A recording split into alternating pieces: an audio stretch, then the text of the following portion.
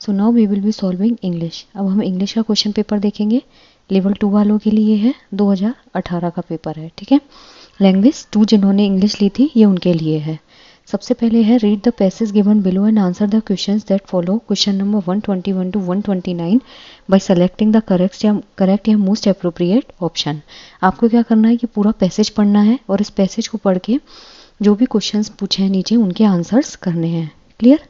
तो यहाँ पे पैसेज है the strength of Indian democracy lies in its tradition. जो भारतीय लोकतंत्र है, इंडियन डेमोक्रेसी यानी कि भारतीय जो लोकतंत्र है उसकी ताकत उसकी परंपरा में निहित है।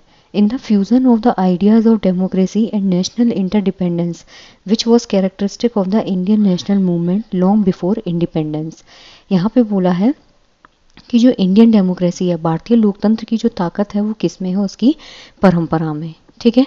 जो लोकतंत्र और राष्ट्रीय स्वतंत्रता के जो विचार हैं उनके कोऑर्डिनेशन में दिखाई देती है। Clear?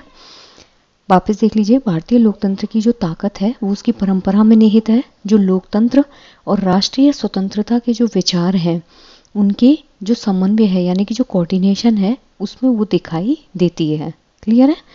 Next is although the British retain supreme authority over India until 1947। ठीक है, ये जो कोऑर्डिनेशन था ना वो भारतीय राष्ट्रीय आंदोलन की क्या थी? विशेषता थी, जो स्वतंत्रता से काफ़ी पहले से मौजूद था। यहाँ लिखा हुआ है national independence which was characteristic of the Indian national movement. जो नेशनल इंडिपेंडेंस था वो क्या था? भारतीय राष्ट्रीय आंदोलन की विशेषता थी, जो स्वतंत्रता से and this movement long before independence, ये जो स्वतंत्रता थी उससे काफ़ी पहले से मौजूद था। Although the British retain supreme authority over India until 1947। हालांकि जो ब्रिटिश शासन है उसने 1947 तक भारत पर सर्वोच्च अधिकार बनाए रखा था। The provincial elections of 1937 provided real exercise in democratic practice before national independence. ठीक है, जो 1937 के प्रांतीय चुनाव हुए थे, ठीक है, प्रोविंशियल इलेक्शन मतलब जो प्रांतीय चुनाव हुए थे उन्होंने राष्ट्रीय स्वतंत्रता से पहले लोकतांत्रिक प्रक्रिया का क्या किया था? एक रियल एक्सरसाइज या फिर वास्तविक अभ्यास प्रदान किया था। क्लियर है? During the Pacific war India was not overrun और seriously invaded by the Japanese and after the war was over the transfer of power to a government of the Indian Congress party was a peaceful one as far as Britain was concern. ठीक है, during the Pacific war, प्रशांत युद्ध जब हुआ था, Pacific war मतलब जो प्रशांत युद्ध है उसके दौरान जो जापानीज थे उनके द्वारा भारत पे कोई बड़ा आक्रमण या गंभीर आक्रमण नहीं हुआ था। ठीक है, और जब ये युद्ध समाप्त हुआ तो ब्रिटेन का जो दृष्टिकोण था यानी कि ब्रिटेन का जो इंडियन को देखने का नतीजा था, दृष्टिकोण था, उससे भारतीय राष्ट्रीय कांग्रेस जो थी उस पार्टी की सरकार को जो हस्तांतरण था वो कैसा रहा? शांतिपूर्वक रहा। क्लियर? ब्रिटेन का जो दृष्टिकोण था कि सत्ता को लेके जो भारतीय राष्ट्रीय कांग्रेस पार्टी है उसका जो हस्तांतरण है वो कैसा रहा? पीसफुल रहा। क्लियर?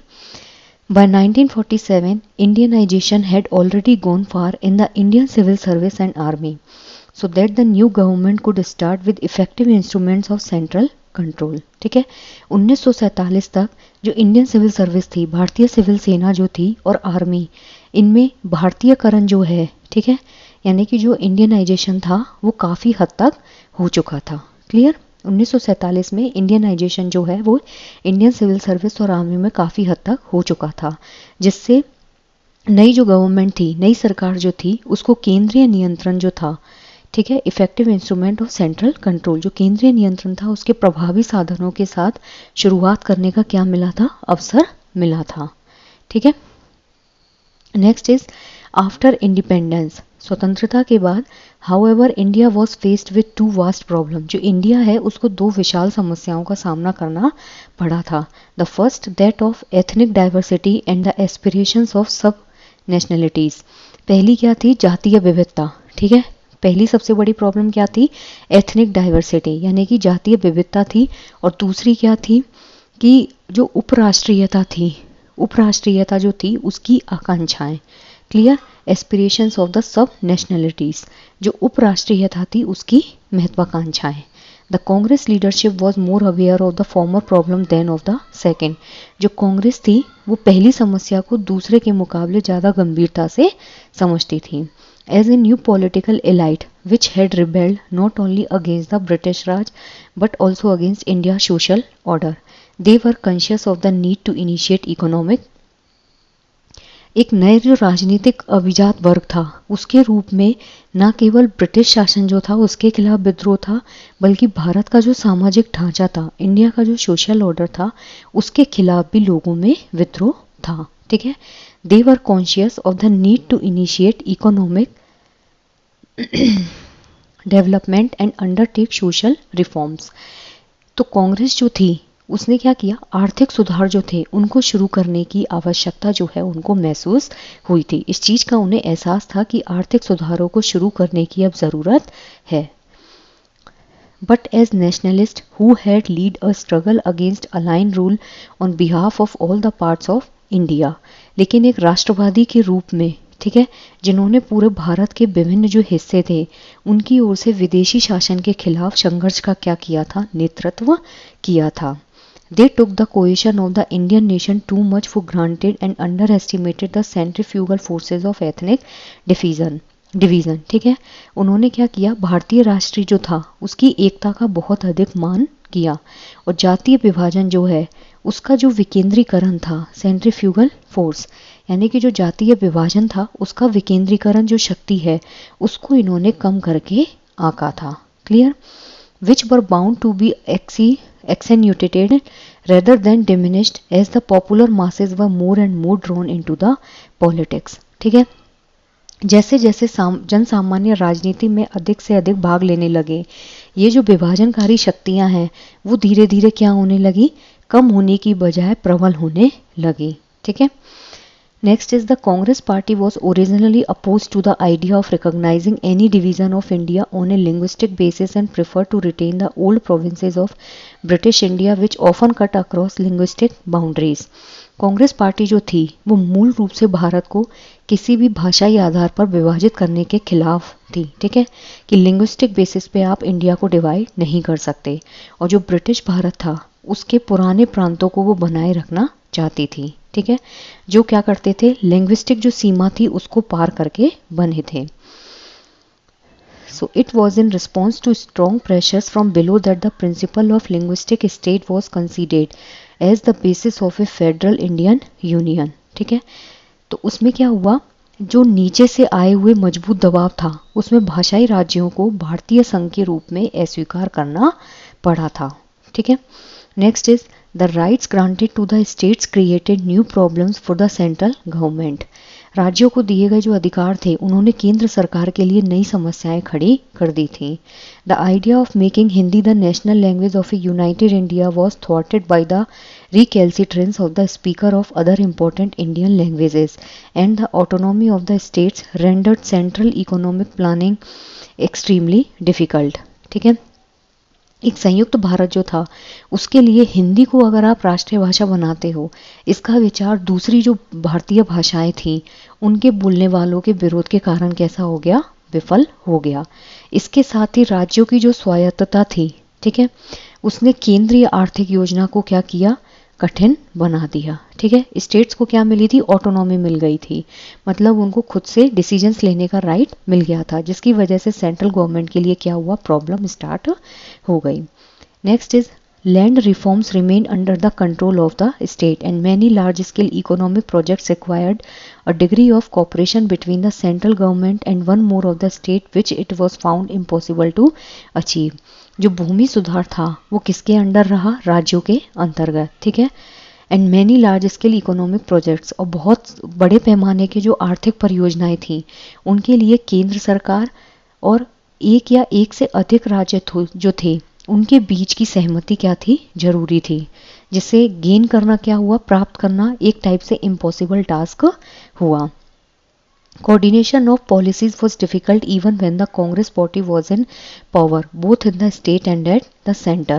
जो coordination था पॉलिसीज के बीच में, ठीक है, नीतियों का जो समन्वय था वो तब भी बहुत कठिन था जब राज्य और केंद्र में दोनों में ही कांग्रेस पार्टी की सरकार थी।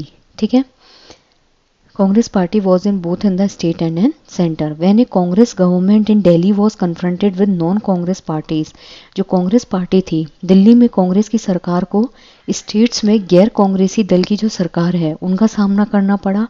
इट बिकेम मच हार्डर, तब ये और भी ज़्यादा कठिन हो गया था. ठीक है, तो यहाँ पे क्या है, ये आपका पैसेज खत्म हुआ. बेसिकली बताने की कोशिश की है कि जो नेशनल मूवमेंट्स हुए थे उसमें इंडियन स्टेट और जो सेंट्रल गवर्नमेंट थी उनके बीच में कोऑर्डिनेशन को लेकर कितनी ज़्यादा प्रॉब्लम्स आती थी. ठीक है, choose the word which is most nearly the same in the meaning as the word थ्वाटेड as used in the passage. आपको सिनोनिम बताना है. ठीक है, किसका, थ्वाटेड जो है उसका, जो इस पैसेज में यूज हुआ है. Opposed, implemented, accepted and diverted. तो जो थ्वाटेड है उसका मतलब होता है आपका किसी भी चीज़ को जब आप अपोज करते हो ना, दैट इज थ्वाटेड. तो यहाँ क्या हो जाएगा, अपोज्ड. थ्वाटेड मतलब किसी भी चीज़ के अगेंस्ट में जाना. इम्प्लीमेंटेड मतलब किसी भी चीज़ को शुरू करना, इम्प्लीमेंट करना, स्टार्ट करना. एक्सेप्टेड मतलब किसी भी चीज़ को स्वीकार करना. डाइवर्टेड मतलब किसी भी चीज़ को डाइवर्ट कर देना या किसी दूसरे डायरेक्शन में मोड़ देना. सो the option 1 is correct. Choose the word which is most opposite in meaning of the word considered as used in the passage. अब यहाँ पे आपको क्या बताना है, एंटोनिम बताना है. एंटोनिम बताना है किसका, कंसीडर्ड. कंसीडर्ड का मतलब होता है जब आप किसी भी चीज़ को एक्सेप्ट नहीं करना चाहते लेकिन आपको फोर्सफुली वो चीज़ एक्सेप्ट करनी पड़े, ना चाहते हुए भी किसी चीज़ को स्वीकार करना. क्रिटिसाइज मतलब किसी भी चीज़ को क्रिटिसाइज करना. जैसे क्रिटिक्स होते हैं ना कि इसमें ये खराबी निकालना, वो खराबी निकालना.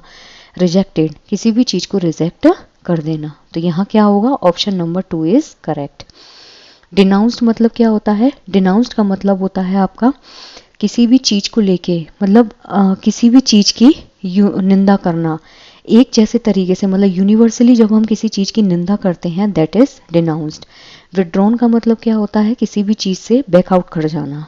तो यहाँ क्या होगा, ऑप्शन नंबर 2 इज करेक्ट. ठीक है, अपोजिट पूछा है. कंसीडर्ड मतलब यूनिवर्सली किसी भी चीज़ की निंदा करना, सॉरी कंसीडर्ड मतलब ना चाहते हुए भी किसी भी चीज़ को स्वीकार करना. और रिजेक्ट मतलब किसी भी चीज़ को अस्वीकार कर देना. क्रिटिसाइज मतलब किसी को भी क्रिटिसाइज करना.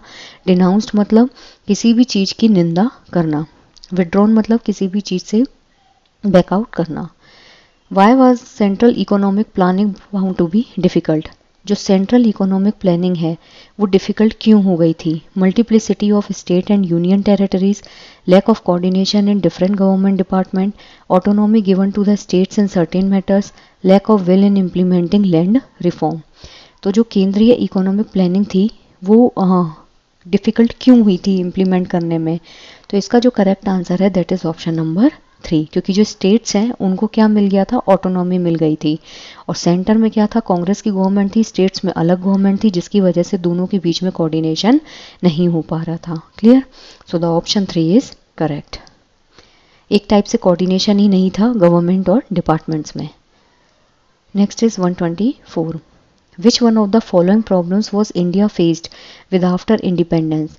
कौन सी प्रॉब्लम है जो इंडिया ने फेस की थी इंडिपेंडेंस के बाद.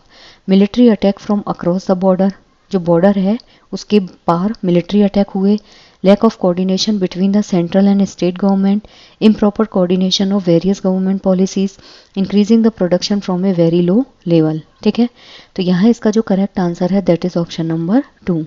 इंडिया जो है इंडिपेंडेंस के बाद सबसे ज़्यादा प्रॉब्लम आई थी कोऑर्डिनेशन में, क्योंकि सेंट्रल गवर्नमेंट अलग थी और स्टेट गवर्नमेंट्स कई जगह अलग थी, तो दोनों के बीच में कोऑर्डिनेशन नहीं हो पा रहा था. कई सारे प्रोजेक्ट्स जो होल्ड पे थे.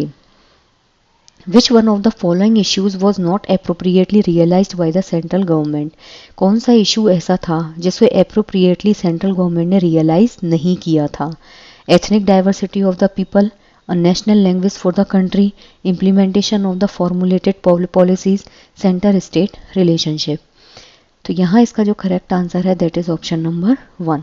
जो इथनिक डाइवर्सिटी थी लोगों की, इथनिक मतलब जो कल्चरल डाइवर्सिटी थी, तो उस चीज़ को ये एक ऐसा मेजर इश्यू था जिसको सेंट्रल गवर्नमेंट प्रॉपर तरीके से रियलाइज नहीं करवाई थी. ठीक है, नेशनल लैंग्वेज नहीं बन पाई थी कंट्री के लिए क्योंकि कोऑर्डिनेशन की कमी थी. जो नॉन हिंदी स्पीकिंग थे उन्होंने इस चीज़ को इम्प्लीमेंट नहीं होने दिया. फॉर्मुलेटेड पॉलिसीज जो हैं उनका भी इम्प्लीमेंटेशन प्रॉपर तरीके से नहीं हो पा रहा था. Next is which according to the passage can be cited as exercise in democratic practice in India before independence. Passage के according what can be cited as exercise in democratic practice, जो democratic practice है उसमें उसको recite किया जा सकता है India में इंडिपेंडेंस से पहले.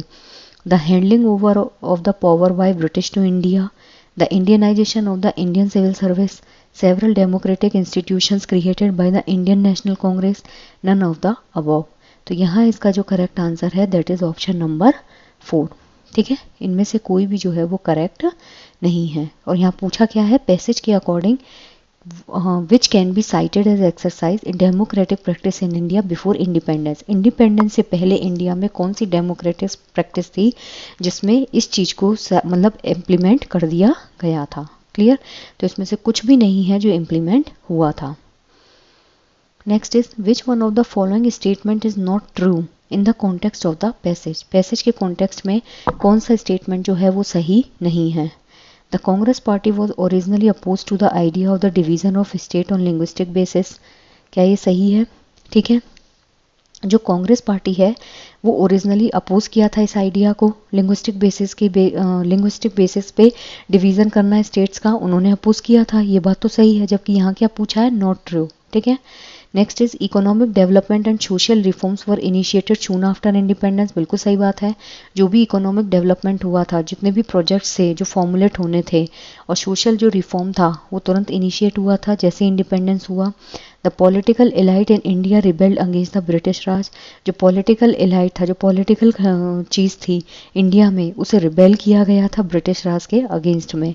The Congress leadership was fully aware of the problems of ethnic diversity in India at the time of independence. ये क्या है, यहाँ पे गलत है कि जो कांग्रेस पार्टी थी वो क्या, कांग्रेस जो लीडरशिप थी वो पूरी तरह से अवेयर थी जो एथनिक डाइवर्सिटी की समस्या है इंडिया में इंडिपेंडेंस के टाइम पर. नहीं, कांग्रेस पार्टी ने इसको क्या किया, सीरियसली नहीं लिया था, जिसकी वजह से इनको आगे चल के प्रॉब्लम्स हुई थी. So the option 4 is correct. Why was the linguistic reorganisation of the state accepted. जो लिंग्विस्टिक रीऑर्गेनाइजेशन है, भाषाई जो पुनः संगठन है स्टेट्स का, वो एक्सेप्ट क्यों किया गया था. The states were not cooperating with the central government. Non-Congress government in the state demanded such a reorganization of the state. No common national language could be emerged. Strong pressures from the state were exerted on the central government to create such states. ठीक है, तो जो linguistic reorganisation है states का, उसको क्यों accept किया गया था. इसका रीज़न है कि स्टेट्स जो हैं वो सेंट्रल गवर्नमेंट के साथ कोऑपरेट नहीं कर रहे थे, ऐसा कुछ नहीं है. नॉन कांग्रेस गवर्नमेंट जो थी स्टेट्स में, वो स्टेट्स के रीऑर्गेनाइजेशन की डिमांड कर रही थी, ये भी नहीं है. कोई कॉमन नेशनल लैंग्वेज जो है उसको इमर्ज नहीं किया गया था, ये भी नहीं है.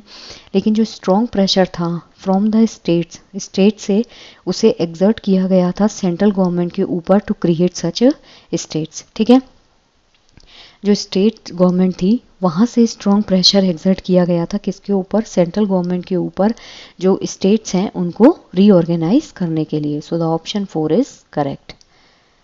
Next is India was not overrun by the Japanese during the Pacific war because. जो इंडिया है उसके ऊपर कोई ऐसा अटैक नहीं किया गया था जापानीज के द्वारा पैसिफिक वॉर के दौरान, क्योंकि Japan had friendly relationship with Britain. Japan was interested in India's freedom. Japan was sceptical about its success in war. None of the above. तो यहाँ इसका जो करेक्ट आंसर है दैट इज ऑप्शन नंबर 4. ठीक है, जो जापान है उसने ओवररन नहीं, क्यों नहीं, India was not overrun, India को ओवररन नहीं किया था जापानीज ने. क्यों, क्योंकि जापान जो है वो फ्रेंडली रिलेशनशिप में था ब्रिटेन के साथ, ऐसा तो पैसेज में मेंशन ही नहीं है. जापान इंटरेस्टेड था इंडिया की फ्रीडम में, ये भी मेंशन नहीं है. Japan was sceptical about its success in war, ये भी नहीं है. None of the above. So the option 4 is correct.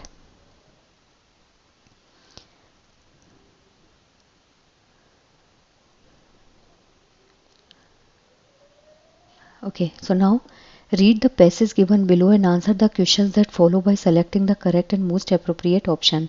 अब हमको क्या करना है, दूसरा जो पैसेज है उसको पढ़ना है और जो करेक्ट ऑप्शंस हैं उनके आंसर देने हैं. Questions number 130 to 135. अब यहाँ पे पैसेज दिया है आपको. A principal fruit of friendship Francis Bacon wrote in his timeless meditation on the subject. यानी कि जो दोस्ती है उसका एक मुख्य फल. ठीक है, फ्रांसिस बेकन ने इस विषय पर क्या किया, अपना एक मतलब इस विषय पर अपने अमर चिंतन में लिखा। Is the easy and discharge of the fullness and swelling of the heart which passions of all kinds to do cause and induce। ठीक है, हृदय जो है उसकी पूर्णता और भावनात्मक उमंगों को सहजता और राहत प्रदान करना होता है। 4 Thoreau friendship was one of the life's great rewards, जिनमें विभिन्न प्रकार की भावनाएं जो है वो उत्पन्न होती हैं। ठीक है, दोस्ती जो है वो जीवन के सबसे बड़े पुरस्कारों में से एक थी। But in today's cultural landscape of muddled relationship scattered across various platforms for connecting, amidst constant debates about whether our Facebook friendship was making us more or less happy, it pays to consider what friendship actually is। ठीक है, आज का जो सांस्कृतिक परिदृश्य है, ठीक है, जहाँ पे उलझे हुए जो रिश्ते हैं वो अलग अलग कनेक्टिंग प्लेटफॉर्म्स पर फैले हुए हैं, जहाँ पे भी हम लगातार इस कन्फ्यूज़न में रहते हैं कि हमारे जो फेसबुक फ्रेंड्स हैं वो हमें खुश कर भी पा रहे हैं या नहीं।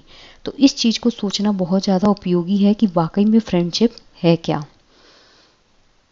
That's precisely what CUNY philosophy professor Massimo Pigliucci explores in Answers for Aristotle how science and philosophy can lead us to a more meaningful life, which also gave us provocative read on the science of what we will intuition। यही जो same विषय है या topic है वो क्यूनी का जो दर्शन शास्त्र के प्रोफेसर हैं मास्मो पिग्लुची, उन्होंने अपनी book answers for Aristotle how science and philosophy can lead us to a more meaningful life, इसमें क्या किया है उन्होंने उसको खोजा है। ठीक है, इनकी बुक का नाम याद रखिएगा, how science and philosophy can lead us to a more meaningful life, ये इनकी बुक है। इस पुस्तक में जो अंतर्ज्ञान है, ठीक है, इंट्यूशन मतलब अंतर्ज्ञान जो है उसको कहे जाने वाले विज्ञान जो है उस पर भी अध्ययन जो है वो प्रस्तुत इन्होंने किया है। ठीक है, the next is philosophers and cognitive scientist. जो फिलोसफर्स हैं यानी कि दार्शनिक और जो संज्ञानात्मक वैज्ञानिक हैं agree that friendship is an essential ingredient of human happiness.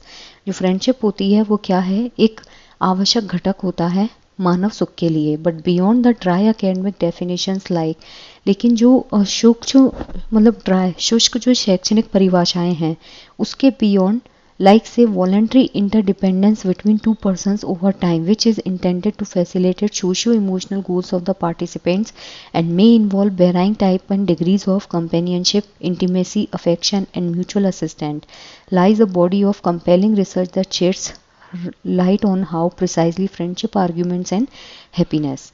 दो व्यक्ति होते हैं, उनके बीच समय के साथ जो पारस्परिक निर्भरता होती है, जो म्यूचुअल अंडरस्टैंडिंग होती है, जो डिपेंडेंसी होती है, जिसका मेन गोल जो होता है वो सामाजिक और भावनात्मक लक्ष्यों को क्या करना होता है, सोशियो इमोशनल गोल्स जो होते हैं उनको फैसिलिटेट करना या फिर पूरा करना। नेक्स्ट इज इनमें अलग अलग टाइप की संगति, निकटता, प्रेम, पारस्परिक सहायता, ये सब क्या होते हैं, इन्वॉल्व होते हैं। जो फ्रेंडशिप है ना उस पर बहुत सारे आकर्षक रिसर्च भी प्रेजेंट हैं जो ये बताते हैं कि जो फ्रेंडशिप होती है वो वास्तव में खुशी को कैसे बढ़ाती है। ठीक है, the way friendship enhances well being it turns out has nothing to do with the quantity and everything to do with quality. Researchers confirm that it's not the number of friends or in the case of Facebook friends। ठीक है, दोस्ती जो है वास्तव में खुशी को बढ़ाती है। इससे पता चलता है कि जो दोस्ती है उससे भलाई बढ़ाने का तरीका आप नंबर से नहीं बल्कि क्वालिटी जो है उससे जुड़ा होता है। तो जो रिसर्चर्स हैं वो इस बात को कंफर्म करते हैं, पुष्टि करते हैं कि दोस्तों की संख्या जो होती है वो फेसबुक के मामले में दोस्तों पे निर्भर नहीं करता। आप कितने क्वालिटी वाइज अच्छे फ्रेंड्स बनाते हो, it depends on that only. अब है question number 130, the change in the present situation which has forced us to rethink the concept of friendship. जो चेंज है प्रेजेंट सिचुएशन में जिसने हमें फोर्स किया है दोबारा सोचने के लिए फ्रेंडशिप के कॉन्सेप्ट को, वो क्या है। Bacon and Thoreau's theory are no longer available to read. The arrival of social media on the scene, there is more interest in the sciences. Friendships are not possible in the real world anymore due to over competition. तो यहाँ इसका जो correct answer है that is option number 2 कि जो social media है उसका जो अराइवल है इस सीन पर, कि लोगों ने क्या किया है, इतनी सारी कनेक्टिंग साइट्स है, फेसबुक, ट्विटर, व्हाट्सएप, यहाँ से क्या किया है, नंबर ऑफ क्वांटिटी में दोस्त तो बना लिए हैं लेकिन they are not quality wise good. Friendship leads to happiness, जो फ्रेंडशिप होती है वो हैप्पीनेस को लीड करती है। Is it true? Yes, researchers have proven that friendship does lead to happiness. ये बिल्कुल सही है और रिसर्चर्स ने प्रूव किया है कि फ्रेंडशिप हैप्पीनेस को लीड करती है। There is no relationship between friendship and happiness, कोई रिलेशनशिप नहीं है फ्रेंडशिप और हैप्पीनेस में। Friends can not make each other happy, जो फ्रेंड्स हैं वो एक दूसरे को खुश नहीं बना सकते। One needs to find one's happiness alone with the peace of mind, कोई भी जो एक इंसान होता है वो दूसरे की खुशियों को अकेला विद पीस ऑफ माइंड के साथ फाइंड आउट कर सकता है। तो यहाँ इसका जो करेक्ट आंसर है दैट इज ऑप्शन नंबर 1, कि जो फ्रेंडशिप है वो बिल्कुल सही है कि हैप्पीनेस को लीड करती है, क्योंकि रिसर्चर्स ने इस चीज़ को प्रूव किया है कि फ्रेंडशिप जो है वो हैप्पीनेस को बढ़ावा देती है। डिड पिगलू की बुक डिस्कस इंट्यूशन टू? ठीक है, no, it only discussed friendship, it just explain science and philosophy, it discussed Aristotle's theory. Yes, तो यहाँ इसका जो करेक्ट आंसर है दैट इज ऑप्शन नंबर 4। ठीक है, जो पिगलू की थ्योरी है बुक जो है, उन्होंने इंट्यूशन जो है उसको भी डिस्कस किया है। ये हमने पढ़ा था कि हाँ उन्होंने इंट्यूशन जो है उसको भी डिस्कस किया है। इस पैसेज में था इंट्यूशन, ये देखिए ये लिखा हुआ है यहाँ पे, philosophy professor Massimo Pigliucci explores and answers for Aristotle, ये उनकी बुक का नाम है, which also gave us the provocative read on the science of what we call intuition. Clear?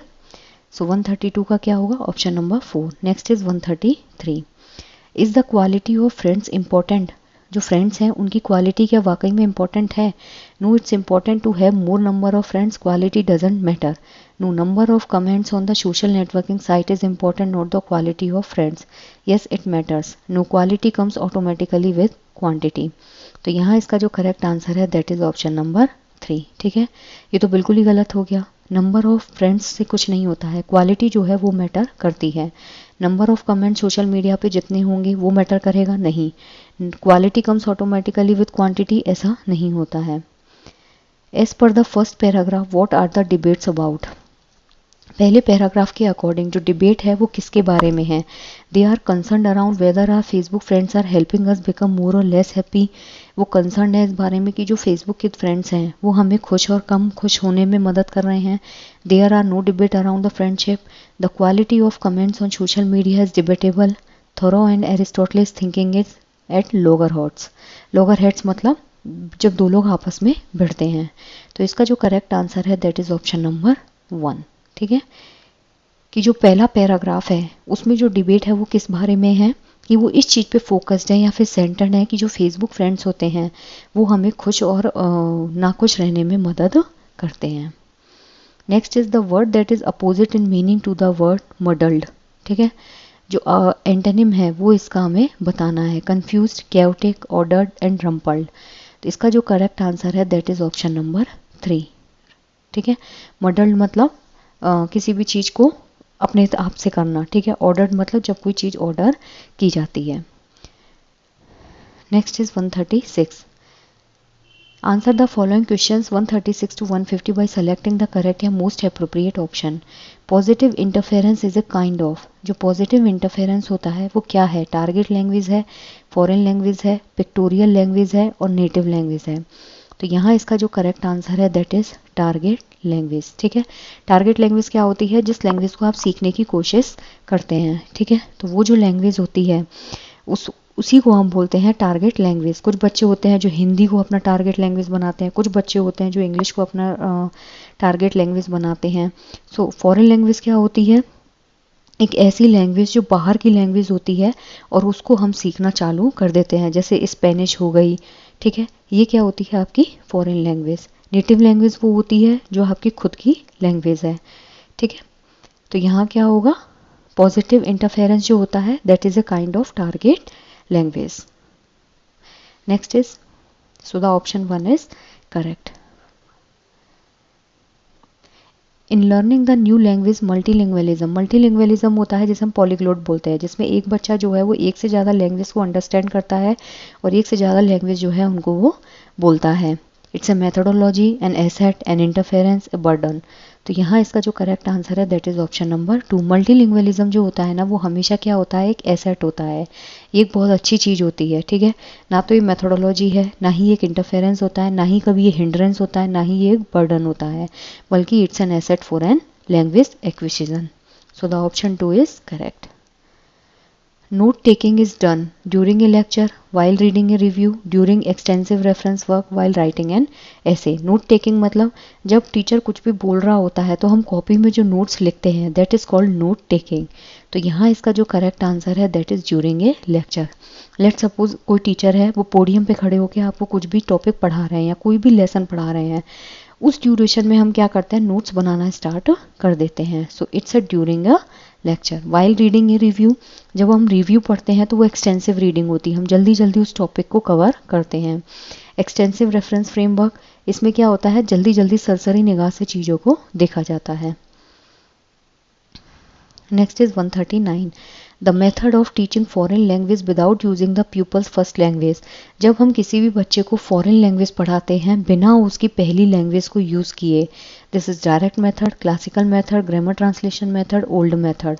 तो यहाँ इसका जो करेक्ट आंसर है दैट इज डायरेक्ट मेथड. जो डायरेक्ट मेथड होता है ना, इसमें उसकी मदर टंग को यूज़ किए बिना बच्चे को जो टारगेट लैंग्वेज है उसको इसमें सिखाया जाता है.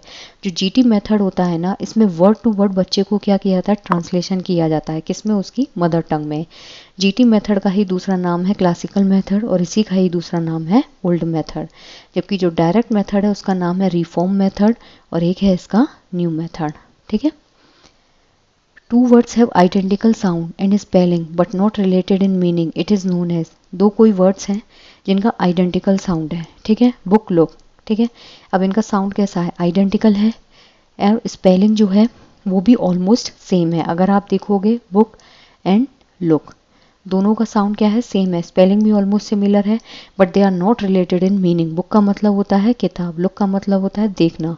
It's known as homophone, homonymy, homograph and polysemy. तो यहाँ इसका जो करेक्ट आंसर है दैट इज होमोनिमी. ठीक है. होमोफोन मतलब सेम साउंड जो होता है, जो साउंड की बात आती है. ठीक है. It's not about spelling. जैसे बुक लुक दोनों में सेम है. होमोग्राफ मतलब सेम जैसी राइटिंग होती है, सेम जैसा स्पेलिंग होती है. जैसे अगर हम ट्रंक की बात करें तो ट्रंक सूट भी होता है और ट्रंक माने बक्सा भी होता है. This is homograph. होमोनिमी मतलब जो सेम साउंड कैरी करता है, आइडेंटिकल साउंड है मतलब, और स्पेलिंग भी क्या है, ऑलमोस्ट आइडेंटिकल होती है, लेकिन मीनिंग क्या है, अलग अलग. So it's homonymy. Next is language of word is not necessary for. जो वर्ड होती है उसकी जो लैंग्वेज है वो नेसेसरी नहीं है इमेजिनेटिव थिंकिंग के लिए, कंसेप्चुअल थिंकिंग के लिए, एसोसिएटिव थिंकिंग के लिए, परसेप्चुअल थिंकिंग के लिए. तो यहाँ इसका जो करेक्ट आंसर है दैट इज ऑप्शन नंबर 1. ठीक है. जो किसी भी वर्ड की लैंग्वेज होती है वो कंसेप्चुअल थिंकिंग के लिए ज़रूरी होती है. आपने मान लीजिए कोई भी वर्ड लिखा, लैंग्वेज वर्ड ही है, ठीक है, अब इसका कंसेप्ट बनाना जरूरी है ना, तभी तो आप समझेंगे कि लैंग्वेज मतलब भाषा होता है. परसेप्चुअल थिंकिंग, किसी भी चीज़ का एक परसेप्शन हम अपने दिमाग में क्रिएट करते हैं, वर्ड्स को एसोसिएट करके हम आगे पढ़ते हैं, लेकिन जो इमेजिनेटिव थिंकिंग होती है वो नेसेसरी नहीं होता है. सो the option 1 is correct. Communicative language teaching, CLT जो है उसको रिप्लेस किया जाता है basically natural language processing, structural teaching, situational language teaching and motivational teaching. तो यहाँ इसका जो करेक्ट आंसर है दैट इज ऑप्शन नंबर 2. जो स्ट्रक्चरल टीचिंग होती है उससे इसको रिप्लेस किया जाता है. जो CLT होता है उसमें हम क्या करते हैं, बच्चा डेली बेसिस पे जो भी कम्युनिकेट करता है, जो भी लैंग्वेज यूज़ करता है, कितना इफेक्टिव तरीके से वो बोलता है, इस पे ध्यान दिया जाता है. इसमें बच्चे की जो एरर्स होती हैं उनको हम क्या करते हैं, इग्नोर करते हैं. ठीक है. तो इसको रिप्लेस कैसे करते हैं हम, structural teaching. Students are not organisms, which one of the following method sees them as a whole person. जो बच्चे होते हैं वो ऑर्गेनिज्म नहीं है, उन्हें कौन सा मेथड ऐसा है जो उनको एक पूरे इंसान के रूप में देखता है. Communicative language teaching, SLT, silent way and CLL. तो यहाँ इसका जो करेक्ट आंसर है दैट इज ऑप्शन नंबर 4. ठीक है. Option number 4 is correct. Writing is the representation of speech sound. Writing जो होती है वो अल्फ़ाबेटिकल रिप्रेजेंटेशन है, ग्राफिकल रिप्रेजेंटेशन है, फोनेटिक है और सिस्टमेटिक है. तो यहाँ इसका जो करेक्ट आंसर है दैट इज ऑप्शन नंबर 2. जो राइटिंग होता है वो ग्राफिकल रिप्रेजेंटेशन होता है स्पीच साउंड्स का. ठीक है. जो राइटिंग होती है वो ग्राफिकल होती है, अल्फ़ाबेटिकल मतलब जहाँ पे हम अल्फ़ाबेट्स जो हैं जैसे A, B, C ये क्या है, अल्फ़ाबेट्स है. फोनेटिक मतलब जहाँ हम साउंड से रिलेटेड चीज़ जो है उनको रिप्रेजेंट करते हैं. सिस्टमेटिक मतलब subject plus verb plus object. Clear. यहाँ क्या होगा, ग्राफिकल, ग्राफिकल मतलब words. writing. So the option 2 is correct. When a teacher uses realia to teach vocabulary and grammar, she is, जब एक टीचर रियलिया को यूज़ करती है और वोकेबलरी और ग्रामर पढ़ाती है, वो क्या कर रही है? रियलिया मतलब बच्चे की जो डेली लाइफ है उससे रिलेटेड वर्ड्स को जब आप क्लास में यूज़ करते हो या कोई भी ऑब्जेक्ट जो है उसको क्लास में यूज़ किया जाता है, that is called realia. Using role play as a learning device, using real objects, actions and real life situation, using computer technology, teaching through true stories. तो यहाँ इसका जो करेक्ट आंसर है वो क्या होगा? Option number 2. रियलिया मतलब रियल ऑब्जेक्ट्स, रियल एक्शंस और रियल लाइफ सिचुएशंस, जिससे बच्चा जो है वो इजीली चीज़ों को अंडरस्टैंड कर पाए. A poem whose first letter of each line spell out a word is called. एक ऐसी कविता जिसका पहला जो लेटर होता है हर लाइन का, वो क्या होता है? स्पेल आउट करता है एक वर्ड को, उसे क्या बोलते हैं? Alliterative, epic, acrostic and haiku. तो यहाँ इसका जो करेक्ट आंसर है दैट इज एक्रोस्टिक. ठीक है, option number 3 is correct. Next is 147. Decorum is spoken English pertains to. जो डेकोरम होता है जब हम इंग्लिश बोलते हैं, स्पीकिंग इंग्लिश या स्पोकन इंग्लिश में जो डेकोरम होता है वो किस चीज़ को डिफाइन करता है? Appropriate gesture, clarity and purity of style, correct grammatical uses and voice quality. तो यहाँ इसका जो करेक्ट आंसर है that is option number 1, appropriate gesture. Decorum मतलब कितना अच्छे तरीके से आप किसी भी लैंग्वेज को इफेक्टिव तरीके से रिप्रेजेंट करते हैं. Inquiry based curriculum is based on. जो इंक्वायरी बेस्ड करिकुलम होता है वो किस पे बेस्ड है? Deductive reasoning, inductive reasoning, heuristic and analogical reasoning. तो यहाँ इसका जो करेक्ट आंसर है that is heuristic reasoning. Inquiry मतलब जहाँ पे बच्चा तर्क वितर्क कर रहा है, तो ह्यूरिस्टिक का मतलब होता है जहाँ बच्चा खोज करता है, चीज़ों को खुद से करके सीखता है. डिडक्टिव रीजनिंग मतलब निगमनात्मक तर्क, जहाँ पे बच्चा नियम जो है उससे आगे बढ़ता है. ठीक है. इंडक्टिव मतलब जहाँ पे बच्चा क्या करता है? खुद से जो है चीज़ों को करता है. इंडक्टिव मतलब आगमनात्मक तरीके से बच्चा आगे बढ़ता है. क्लियर. और एनालॉजिकल मतलब दो चीज़ें जो होती हैं उनमें सिमिलैरिटी ढूंढ के एक दूसरे से रिलेट करके उसको पढ़ाया जाता है. तो इंक्वायरी बेस्ड करिकुलम क्या होगा? Heuristic reasoning. Which of the following are structural word. इनमें से कौन सा जो है वो स्ट्रक्चरल वर्ड है, यानी कि संरचनात्मक शब्द है? Auxiliaries, preposition, conjunction and all of the above. तो यहाँ इसका जो करेक्ट आंसर है दैट इज ऑप्शन नंबर 1. जो ऑक्सिलरीज होती हैं they are the structural word. Next is conventions of writing include. जो राइटिंग होती है उसका जो मेन टारगेट होता है या जो कन्वेंशन है वो क्या इंक्लूड करता है? स्टोरी का idea, proper punctuation, imagination and good vocabulary. तो यहाँ इसका जो करेक्ट आंसर है that is proper punctuation. Story ideas मतलब कि किस तरीके से आप स्टोरी को कंटिन्यू कर रहे हो. प्रॉपर पंक्चुएशन मतलब कहाँ पॉज लगाना है, कहाँ कोमा लगाना है, कहाँ क्या करना है.